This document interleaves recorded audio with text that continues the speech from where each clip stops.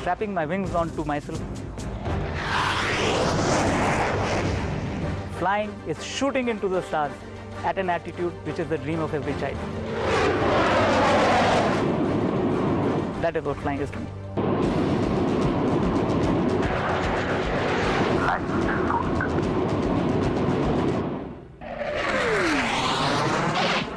The 28th Squadron. It is also called the first Supersonics because they flew the first supersonic aircraft ever to be inducted in the IAF.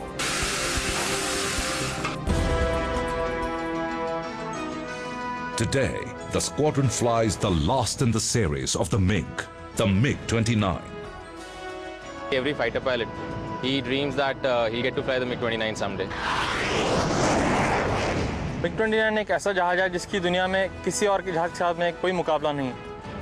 With its sophisticated weaponry and radar system, the MiG-29 is among the most advanced frontline combat aircraft in the world.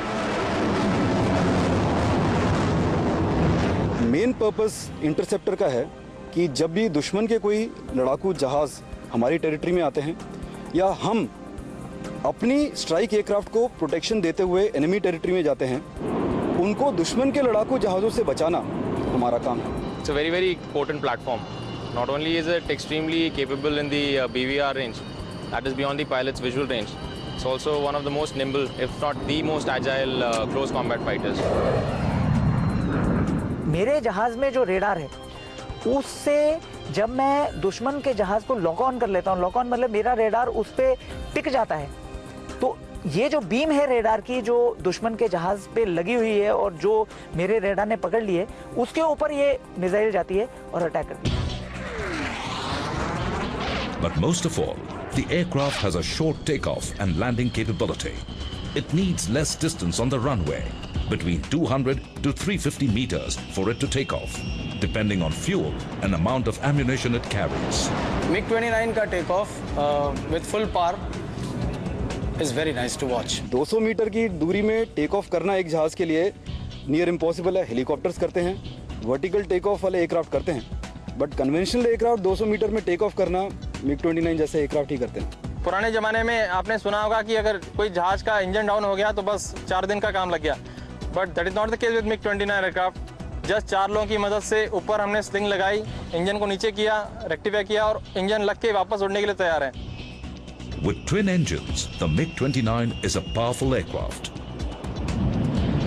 Its 2 afterburners are switched on at the time of takeoff, giving it additional power for that time.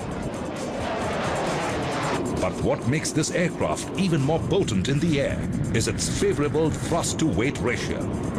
Thrust है जितनी power जहाज का engine produce कर सकता है in terms of kilogram force, कितना wait वो उठा के उड़ सकता है। और वेट एक्चुअली जो वेट है जहाज का, अगर थ्रस्ट टू वेट रेशियो किसी जहाज का 1 से ज्यादा हो, दैट मीन्स उसका इंजन इतना पावरफुल है कि उसके वेट को कभी भी किसी कॉन्फ़िगरेशन में सस्टेन कर सकता है। उसका उदाहरण ये है कि जहाज आप नॉर्मली उड़ता हुआ देखते हैं ऐसे, जिस जहाज का थ्रस्ट टू वेट रेशियो 1 से ज्यादा है वो ऐसे वर्टिकली अप भी जा सकता है। This means that the MiG-29 has more thrust or power than the weight of the aircraft.